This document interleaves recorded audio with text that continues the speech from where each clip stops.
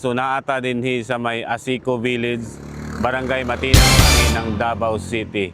Apan sa dili pa paki-support naman diyan, paki-subscribe niya, paki-pindot na lang sa bell button no para updated ka sa mga panibago na tong video.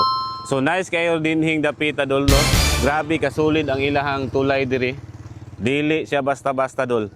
Tungod kay kini nga tulay mao kini ang tulay nga gipa ligasiya ni dating Pangulong Rodrigo Duterte sa iyahang build program. So nice kay dolo.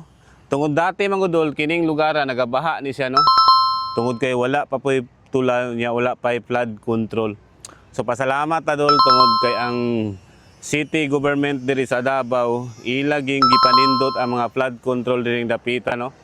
Unya nice sad kaayo ang tulay nga pagkabuhat no. Wala kag naa sa laing nasod dol, dili siya basta-basta dol. So makita nimo lang palibot dol daghang kay mga balay diri no.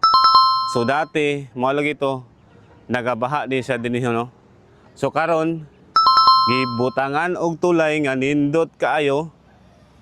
Unya nindot kayo ang mga flood control nga gibuhat. So akong silipon diri dol oh. Yon, so diri dol. So kini nga tulay dol bago pa kayo ni dol ha. Basig inyo na puni ang kunon dol nga inyohan ning ligasiya pag sure ninyo ha. So kini nga ligasiya mo ni ang ligasiya ni Pangulong Rodrigo Duterte. Grabe ka! Sulit!